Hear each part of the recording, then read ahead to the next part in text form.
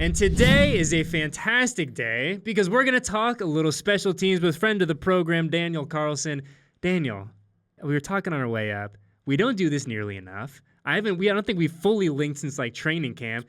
It is fantastic to see you here in the studio. You look great. We have a little fleshy mustache going right now. It's good. How are you? Doing great. Always good to be with you, Eddie, and get back in here. We just don't get to hang out enough. We certainly don't. We both are busy, but good to be able to catch up. And we have to take advantage of these moments when we're able to do them. So there's been a scuttlebutt in the facility in our studio the past couple of days. Heated debate about what the Carlson parents are going to wear to the game this Monday night. Can I give you my guess, and then you tell me if I'm right or wrong? Yes, I would. So for those who don't know, your younger brother Anders, the kicker for the Green Bay Packers, so he'll be here in the house. But I was thinking, I don't think that your parents, I don't think they can play favorites, right? Like obviously they're coming to your house, but the other son is there. You want to be even. Yeah. My official prediction for the wardrobe for the Carlson parents is Auburn polo shirts. False. Well, so my wife and Anders' wife, we kind of all put together a little gift. So they don't know it yet. So It depends when this is airing. Okay. I'm sure they'll check it out. But they have a little gift coming their way that's going to be very neutral, maybe a blend of Raiders and Green Bay, if you catch my drift. I sure do. So that's in the work. My wife picked it up today. So we'll see. I mean, as long as they accept it and wear it. But yeah, we got lots of people coming over from all over that are going to be cheering for both sides. So it'll be interesting to see what everybody's wearing. What is what's the total number of friends and family in the house for this one? I think it's about 30 right now. That tickets that we're getting. So there's going to be more, of course, that, are buying their own tickets and just like, going to be probably dropping in from whether it be Vegas people or people that just I've known in the past and stuff. So it'll be a fun crew. Very, very cool. So let's put your GM hat on for a second before we start talking Monday Night Football and the greatness that is our special teams triumvirate here in Las Vegas. But scouting report on the younger Carlson. When you look at his game, Daniel, what do we like? What do you feel good about? What does he bring to the gridiron? He looks good. He looks a lot like a guy I'm a big fan of, number 2 for the Las Vegas Raiders. No, he looks like he's done a really good job. He's 100% on the season so far. He's tall. He looks identical to me. You do realize that you just described yourself, right? Yeah, 100% on the year, tall. If me and him swapped uniforms Monday night, I don't think many people would notice. People would be like, maybe you looked a little different, but I don't think people would really catch on. But he's been doing a really good job so far, and obviously he's in a familiar system where I was early in my career. So it's kind of cool that I get to have those conversations with him of what he's going through with Rich Bisaccia up there and stuff. Cheering him on, but hopefully he stays off the field Monday night, and if he is on the field, I don't want him to miss kicks, but we could block a kick. Of course. Was it nice for you? I imagine it was probably a unique space for you to be this past offseason. He's going through the combine process, right? He's going through the pre-draft, the whole deal, the interviews, the calls, the meetings, all the whole rigmarole. Like, I'm sure it was kind of cool for you to, at least in some sense, kind of relive parts of that, right? Yeah. But also to be, someone who's intimately familiar with that situation and knows exactly kind of what he's going to go through and kind of the steps to coach him up. So it must have been a cool kind of area for you to exist in. Yeah, there were so many times he was asking me questions like, what did you do in this situation? I was like, that was 5-6 years ago. Lifetime ago. It feels like a lifetime ago, and we always joke NFL years are dog years because it's like just so much goes on. You learn so much quickly, especially those first few years. And so it's fun kind of reliving that and being like, all right, what was it like as a rookie? What was it like for that draft period and stuff? And to hopefully give him some advice. But, I think he ended up in a good spot and a good opportunity for him.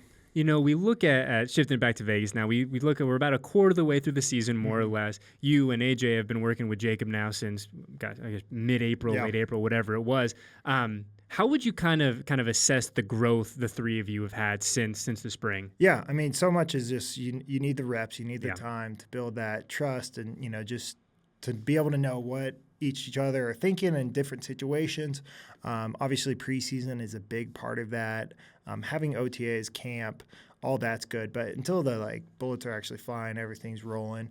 And then you have, the preseason games. And now that we've had 4 games, we feel like, all right, now we've gotten through so many of the situations that we talked about in the meeting room, but now we've seen it on the field. Now we feel a lot better and more comfortable, which is nice. What's the most important part of the relationship for that trio of snapper, holder, and place kicker, do you think? I think just the common trust of, like, I know exactly what he's going to be doing in this situation, because, there's not a lot of, like, there's no play calls. There's not a lot that needs to be said, but there is a certain, like, understanding of, like, say the ball's at a half-yard line. Are you pushing the ball up or pulling it back in order to, so, like, there's little things like that where it may just be a few seconds here and there, but just to make the process feel a little more smooth, that does help on my end and stuff, and same with AJ, and same with Jacob. I mean, I think just all being connected in that same, mindset, I guess, would be a huge thing. And it must be so valuable, even more than ever, to have AJ there, right? A guy that you've been through literally everything in the league with, that has seen the goods, the bads, the in-betweens, and knows kind of the uniqueness of what makes you you. And so having him there as you kind of integrate this new guy into the mix is probably even really important. Yeah, I mean, it's awesome just working with the guys that are such professionals. I mean, AJ off the field. I sure do. He's a comical guy, very funny. And so it's great because, obviously on the field we want to be professionals, but off the field we have to also connect, and we just have a really fun group this year, and so continuing to get to know each other and work and get better and better. And it's like all things in life, right? Having that balance, right? Being, coming into work, clocking in, do your thing at obviously a very high level for the three of you, but then being able to kind of, like you said, turn it off a little bit, enjoy each other's company, have fun. And how is Jacob, do we think, integrated into the Carlson-Cole comedy duo? It's been good. I mean, I'm sure when he walked in, he was a little surprised on, like, we've been with each other for a while now. We bicker like an old married couple sometimes, I feel like, and stuff. And both our wives give us a hard time for just how close we are, just because we spend so much time over these last five years, I guess, since AJ's been here. And so, there's a learning curve for him to come in and get used to, being in the mix of all that, I'm sure. Yeah, but I imagine for you guys, like, it's got to be fun where when at the point where he gets it, right? Where you're like, he's in on it now. I think he's definitely starting to understand the sense of humor, and also, the work on the field. Of course, yeah. Because like you said, there is that balance of, it's a long season. We spend a lot of time with each other off the field, in meetings, at lunchroom, at breakfast, whatever it is. And so, you need both sides of that, where, hey, we gotta really know how to work together, where to, push each other, make each other better, but also, hey, how do we turn it off and enjoy each other's company and make this season a little mentally easier at times. We look ahead to Monday night now, primetime game, second primetime game at home at Allegiant, which is pretty cool. Yeah. From a player's perspective, do you guys – I know that the preparation isn't different at all. Obviously, the schedule's a little funky with a Monday game, but do you guys get up more for a primetime game, or do we really try to stay even keel as we approach? I mean, I think every player's maybe a little different. Yeah. I don't think anybody needs to get up more, though. Everybody wants to play football. Every game's exciting, whether it's Sunday, 1 o'clock, or Monday night. I mean, but there is a little – you do feel the, like, air's a little different on Monday night, on a primetime game. And so I do think, like, guys really look forward to those, because it's just a special opportunity when you get to play under the lights like that. You're talking about Anders, and he's tall, hasn't missed a kick, and I said, joked, it's like you're describing yourself. Like, and I know that we're certainly kind of in the early stages of 2023, but in terms of being perfect on the year, is that something that you and AJ and Jacob, is it like when you're throwing a no-hitter, you don't talk about it, or... Not really. I mean, some guys are a little more stitious than others. Mm-hmm. I'm not very stitious at all, but medium stitious. No, I really, especially for my position, I think I'm, like, very low on the stitious radar. Really? Yeah. AJ's a little stitious. We have some other people that are pretty superstitious for sure. You think kickers across the league, and obviously I don't want to throw anyone under the bus, I won't throw any names, but you think there's guys that really do have a wow. Especially, and I understand why, because you get so locked in on your routine, and it starts to turn into kind of like a baseball player, where it's like, oh, this worked this week. Like, maybe it's because I cut my banana into 10 pieces Yeah. this week. And then the next week you're like, oh, I should probably do it. Like if it's working, I should probably do it, And so it's easy to start playing those mind games. And then like, it's almost like a routine at that point. You just find comfort in those little things. But I don't really mind talking about it. I mean, like last year when we had the streak going on, that's one. And I didn't even want to bring it up. Because I mean, I do feel like a lot of times the reporters and stuff would be more nervous to ask me than I would. But I mean, it's not gonna, in my mind, logically, it's not gonna make or miss a kick. It's a matter of, hey, how's my preparation? What am I doing in that exact moment and stuff. We look ahead now to Monday night, and that place is going to be jumping, and it'll be a lot of it, great energy in the place. But I know when the whistle blows at you and Daniel and the rest of the, excuse me, not you and Daniel, you and AJ, you're obviously Daniel.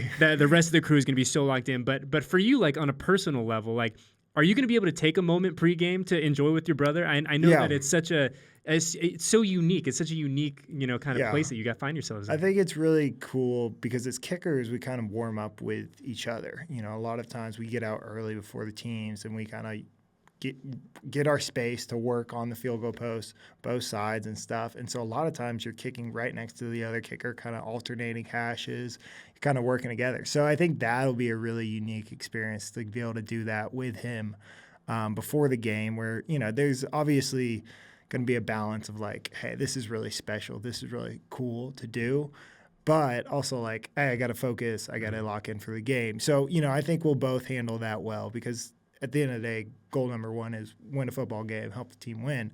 But I do really want to be, conscious of taking a few moments here and there and just be like, this is really cool, and whether it's say hey to the family with him and stuff, little moments here and there where we have some good breaks in between when offensive lines warming up on the field. There's only so much space during pregame, so we can be smart about, hey, take a moment, enjoy this, because it is really special that, we've put a lot of hard work together, separate, and, really been cheering each other on throughout our careers, and, to get to play against each other is pretty sweet. Fair to say that we hope younger Carlson hits a 50-yard field goal and older Carlson hits a 52-yard field goal? Or a lot of extra points. Oh, there we go. That's what I said. I was like, hey, I hope he has a great game and kicks lots of field goals.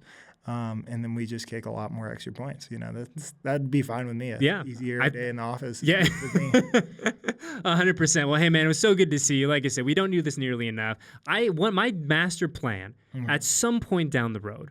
Maybe when you and AJ are done and 30 years from now, we're going to do the Carlson, Eddie, and AJ show. We're going to do it. I love it. I'm pitching it right now. It's always fun with you. I hope, and that's my goal. I just want to make it fun. I feel like you guys are always like so good because you're in on the bit. Like you kind of understand like what we're trying to do. Absolutely. And it's so good to see you. Continued success this year. No misses. I'm not going to jinx anything, but I hope you guys keep doing what you're doing. Whatever you're doing, however many pieces the banana's in, it's working. Exactly. Yes, keep it up. Well, best of luck on Monday, and we'll see you soon. All right, brother? Appreciate it.